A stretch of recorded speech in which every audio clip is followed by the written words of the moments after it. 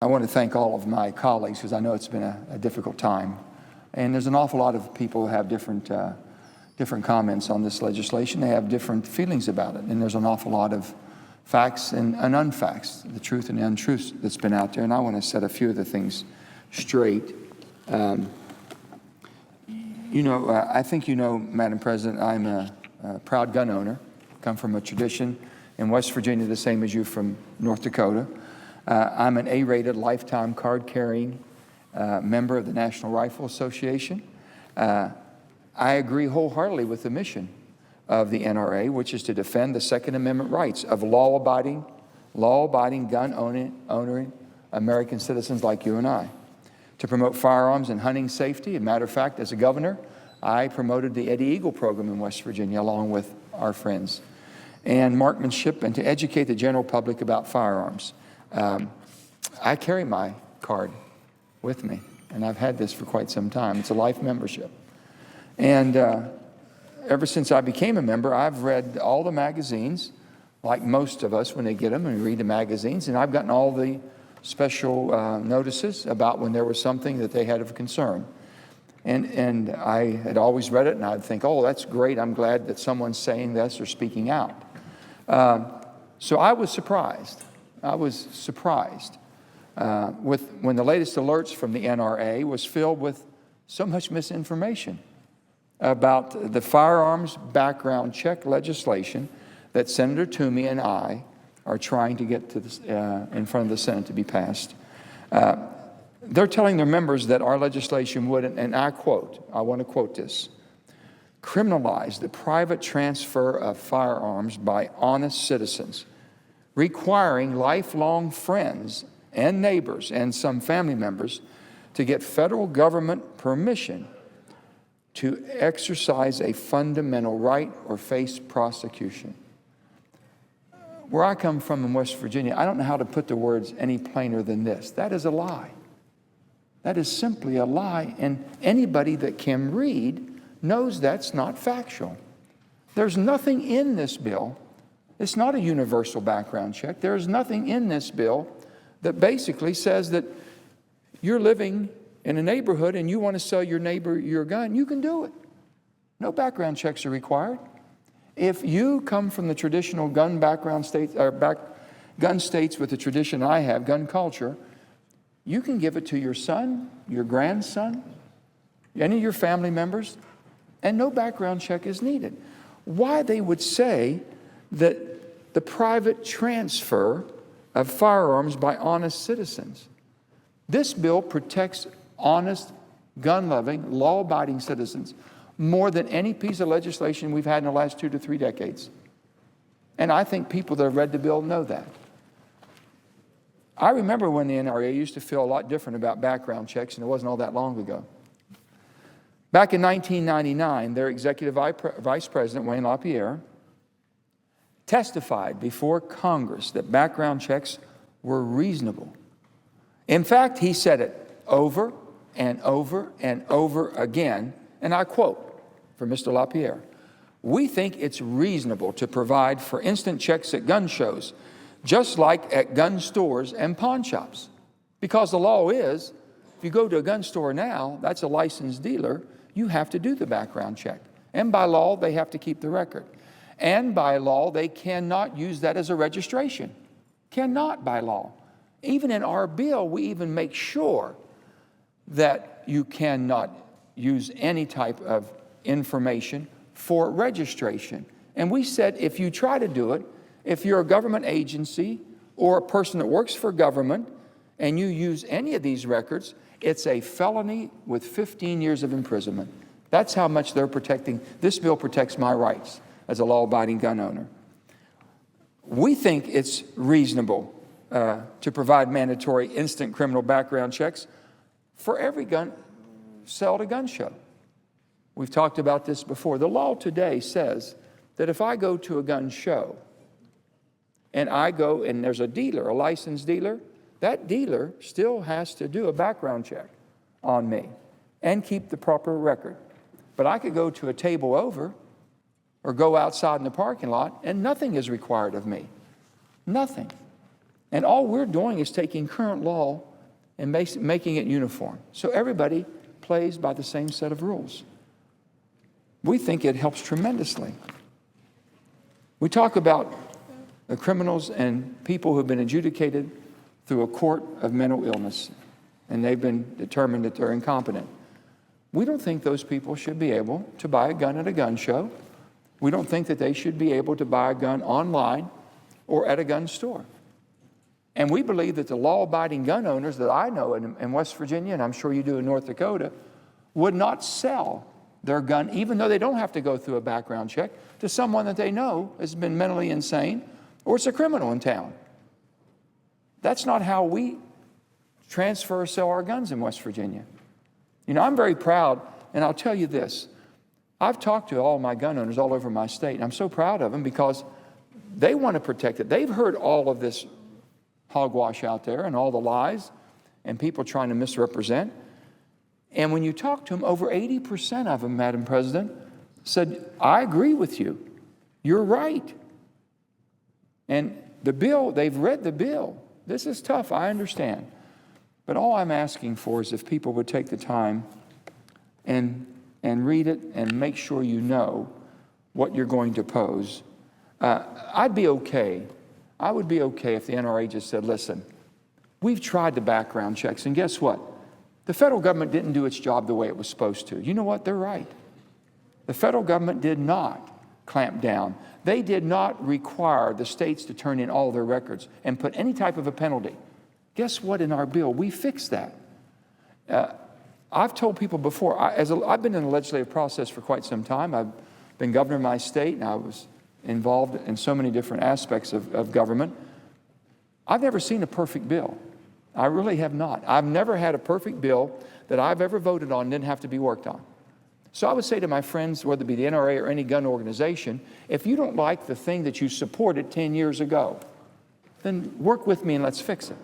If you believe that they didn't turn all their records in, I've got penalties, and also we have incentives for the states to do their job. And we'll fix that. If you're saying there's been some of these agents a little bit rogue and they've wanted to use these records and you still in your mind believe that they're going to take your records, we've said now if they do it, it's a felony with 15 years of imprisonment. We're fixing everything that you've told me. You're saying that as a law-abiding gun owner, I'm looked upon as if something's wrong with me. Why would I want to own a gun? Why would I have a gun? There's 3 types of gun ownerships in America. A sportsman who likes to hunt, shoot, enjoy their family outings. You have one that buys it for defense of themselves and their family. And you have truly a pure constitutionalist. I don't relate to this group here that I'm afraid that my government's going to come after me and I have to defend myself against the United States government or the military. I'm not fearing that, so I'm not in that category. I'm in these 2 categories, which most Americans are. Either you're a sportsman or you want to defend your family and yourself and your property. And this bill protects that right more than any bill we've ever had before us. It'll do it more than it's ever been done in the last 2 to 3 decades. I can stand in any crowd, and I have been going in front of some of the most ardent gun support crowds. I've given the bill, and I let them read the bill, and I've taken every question they've asked me, every question. At the end, you might have 1 or 2 who says, I'm just sorry, I think that you're overreaching. I think that basically I should have a right to buy, sell, to do anything I want with a gun. This might be the same person that believes there should be no laws for anything. Shouldn't have to have a driver's license to drive a car. Shouldn't have to pay income taxes. Shouldn't have to abide by any laws that we have on the books.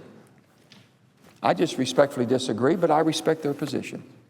That is the very small minority. But boy, can they talk. They're very loud, and I understand. So only thing I'm saying, that if some of the friends I've known forever over the NRA, if somebody made a mistake when they put this information out, please correct it. Because I can tell you in Washington or in West Virginia or as a human being, the only thing you have is your word and your credibility. And make sure when you tell someone, you tell them the facts and the truth. If that's your friend and it's someone you want to represent, honestly, say, let me tell you both sides. You make your decision, and I'm going to defend. I'm an unconditional friend. I'm your friend no matter what, through thick or thin.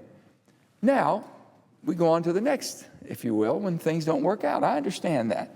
But I'm just saying that tell me everything. Tell me what I can expect that someone might not agree with me, and tell me what I can expect of the people that will agree. And I can handle that. So I would tell my friends, if you lose your credibility in Washington, you've lost everything. And everything I used to get, all the magazines I used to receive, all the special notices that they wanted me to be alerted by, I start questioning, if you didn't represent it accurately, how could I make an honest decision on how I should feel? That's all. And so, Madam President, I don't need to tell you, you know how relationships are built and how they're kept. And that's the most important thing here in this body. And I say that with the most respect for everybody in this body. I understand that some of our colleagues believe that supporting this piece of legislation is risky politics. I think there's a time in our life, it's a defining time in public service, a time when you have the ability to stand when you know the facts are on your side and walk into the lion's den and look that lion in the eye and tell that lion, listen, not today, not today.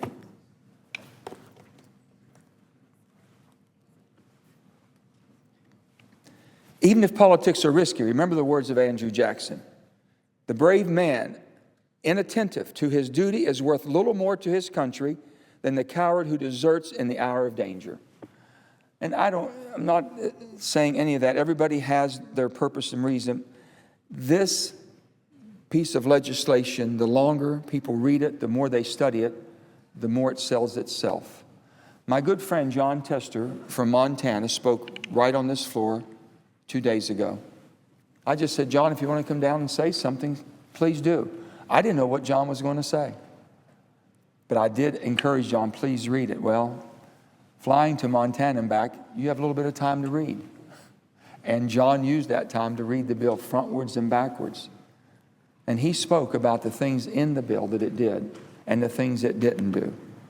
And that's what we've been talking about, is that 90% of Americans, 83% of West Virginians support a criminal background check or a mental background check. They do not support infringing on an individual's right. If you're out in parts of my state, my beautiful state of West Virginia, that you know everybody, you know who's responsible and not, you know a family member you want to give a gun to. We know that. We didn't infringe there. But they also believe that on the internet, that you might never know somebody, that some background check should be required. And if you've read the New York Times today, you'll see an article there that is very alarming and alerting. It allows us to see into the world of internet transfers of guns, people who are known felons, people that are making a living selling guns on the internet because no one's checking anything. And this bill would prevent that from happening.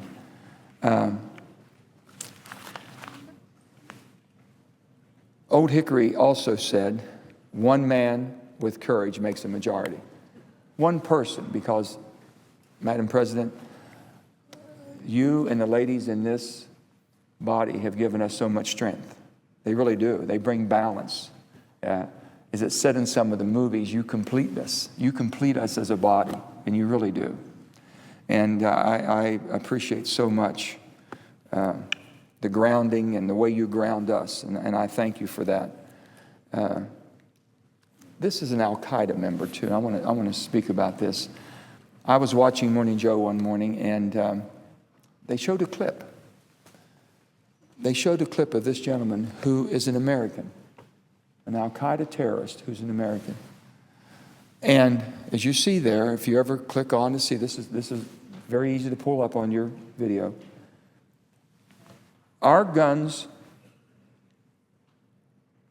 laws are so outdated and so out of whack that even this person who wants to do damage and harm to every American, even this person, has figured out how to exploit them to arm themselves and people like him in our country.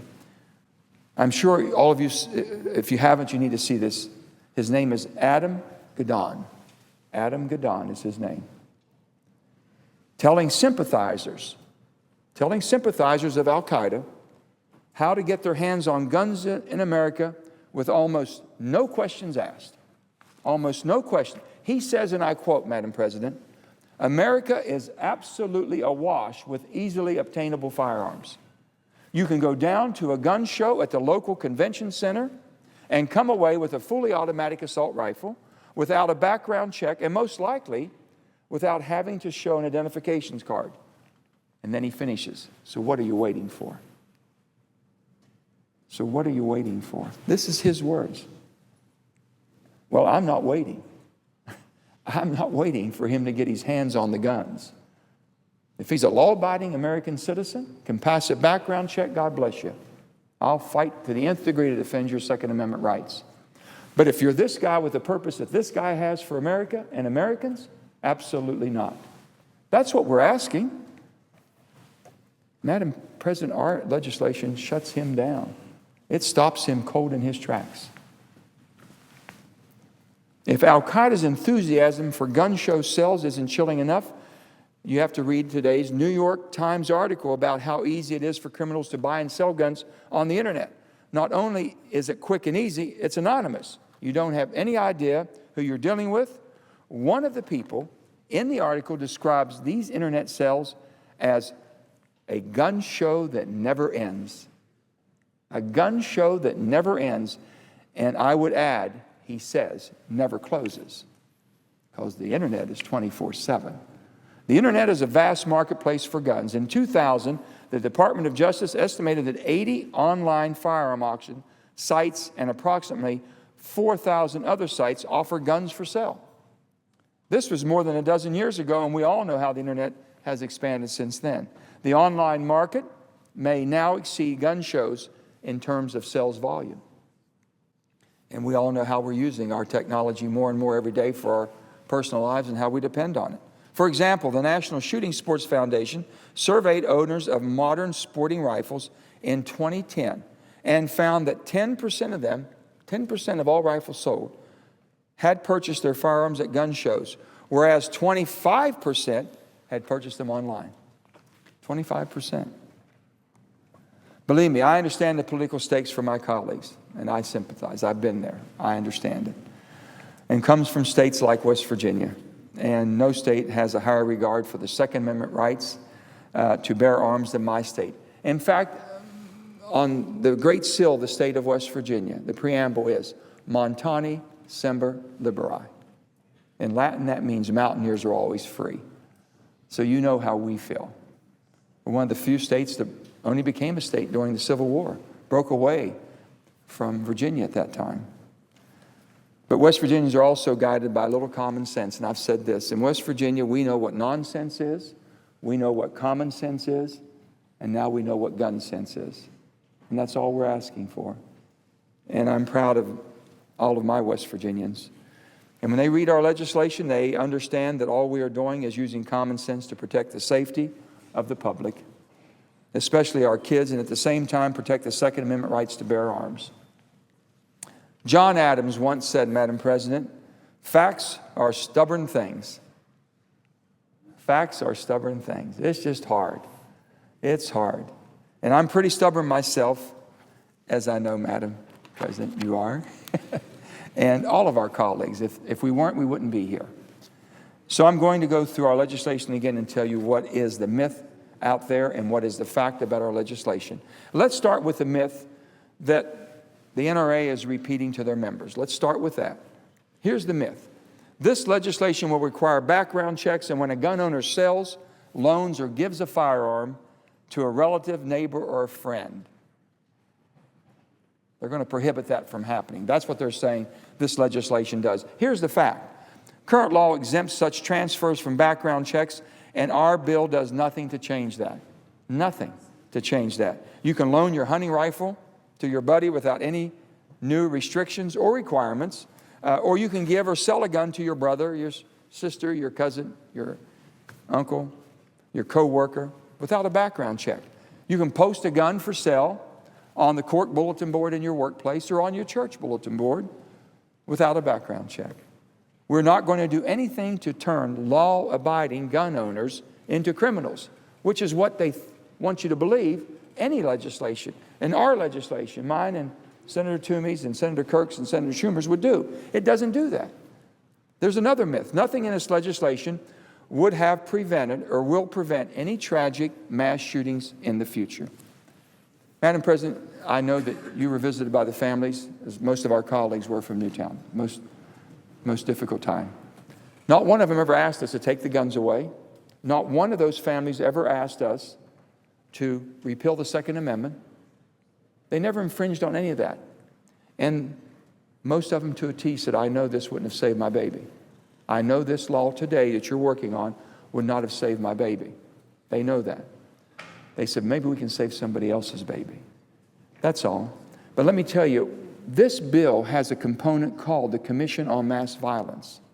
Because as you go around and you talk to the children throughout the schools of your state, respectively, I've been all over West Virginia, this generation has been desensitized to the violence that you and I grew up being scared to death of. They've been desensitized. They can get on a video game and see things we can never imagine. So this Commission on Mass Violence is put together by people with expertise that can tell us about guns. When a person says, oh, I think that gun ought to be banned. Wait a minute. That's my hunting rifle. It might look a little different, but doesn't shoot any different. You might not know about it. So don't ban that gun until you know. So this commission basically puts the expertise of guns and gun people who can explain to you and then make an informed decision. This piece of legislation, the Mass Commission on Mass Violence, puts together people with expertise in mental illness. I go to the grade schools. I go to the kindergartens. I go to first, since this happened at Newtown. And you know what they tell me? They say, Senator, I can identify a child that has problems. I can identify a child that comes from a home with problems. They have mental challenges. They need help. And I've got nowhere to go. I got nowhere to send them to them. They have no insurance. They have no type of help or support. We can fix that. But you have to listen to the people that understand mental illness. And then on top of that, this is a sad scenario, because if we would have had a commission on mass violence, and that commission would come back, and part of that commission says that school safety, as a governor, and I know as an official in your state, we built a lot of schools. We remodeled a lot of schools. Not one time, Madam President, did an architect ever come to me and say, Governor, we've got to put bulletproof glass on all first floors of our schools. Bulletproof glass. Now think about this. Adam Lanza shot out the front door and stuck his arm through and opened up the door to get into that school. It was locked down. Most of the schools now have locks on them. Most of classrooms have locks. But if you can shoot the glass out and stick your arm open to the door, what good is it? We would have never thought that. Never thought about that. And if we could have done that, maybe, just maybe, we could have prevented this horrible tragedy. I don't know. But the families aren't asking to look back. They're just asking to look forward. They're saying there could be another child. There could be another massacre. Can we stop it? I don't say this bill's a panacea. But if I can stop one crazy person, if I can stop one criminal who has nothing but hatred and harm to intend to inflict on other people, if I can do that, I've done my job. I think I have. I can go home. As one of the Newtown parents, Francine Wheeler, said, please help us do something before our tragedy becomes your tragedy. And it's so compelling. It really is. Our bill will ensure that the states get their records up to speed. The NRA was correct. They said, hey, you haven't done your job.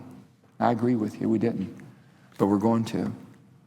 You know, I've often said, you can either throw the baby out with the bath water or you can change the water. And I intend to make a change. And that's all I'm asking. Our bill is going to prevent felons. It's going to prevent this guy and people like this guy from just going to the gun show like a supermarket and getting whatever they want to get to do harm to us. We won't stop them all. If we can slow them down, we might have saved an American's life. Our amendments, another myth, to a national registry, and I just talked about it so many times, that can happen. Section 122 of this bill, prohibition of a national gun registry.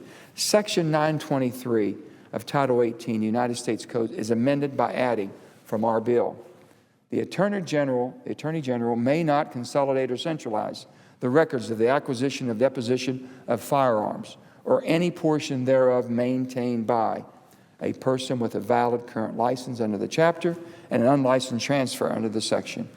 Possession or ownership of a firearm maintained by any medical or health insurance entity. It goes on, and all I've asked for, Madam President, is for everyone to please read the bill. I don't know what the outcome will be today. I know we're close, and I know it's a tough decision. I know that. I feel good. I feel that I'm here for this purpose. I feel that I'm willing to walk in anywhere that somebody would send me and speak the facts. I've said, I've never seen a perfect bill. I'm sure that we can even improve on this.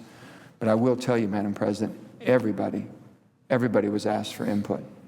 No matter what side of the fence you were on the gun issue, you were asked for input. Whether you came from an organization representing millions of people, I wanted your input. Whether you came from a person who wanted to ban everything, I wanted your input. And then they were able to come together, say, if I'm a law-abiding citizen, then let me exercise my rights as a law-abiding citizen. That Second Amendment is very, very cherished to us and very sacred in West Virginia, as it is in North Dakota and everywhere else. We made sure that the culture that we grew up with is protected and enhanced upon. We made sure of that. And I can go in any group in America and show them. And when they see the facts, they'll agree. I've been there. I know it happens. Now, so I finally just say, if you're a law-abiding citizen and you're a law-abiding gun owner and you want to be treated and looked upon as a respected law-abiding citizen and gun owner, this bill does it for you. If you believe that we should be able to treat our veterans better than we have, because veterans today, if they're just evaluated by a VA court, if you will, and determined that that's just not right, they could be put on the NICS list immediately. We have a 30-day period that every veteran coming out that might have some challenges, and God only praise those men and women who've sacrificed so much and what it's done to their lives. We owe them everything. And we owe them the right to be able to live as a law-abiding citizen, to get back into the mainstream of America without having to fight for the rights. This bill does that for veterans. This bill does that. We notify 150,000 veterans. We notify 150,000 veterans that might be on the NICS system, don't even know they're on it, and give them that 30-day reprieve, a repeal period.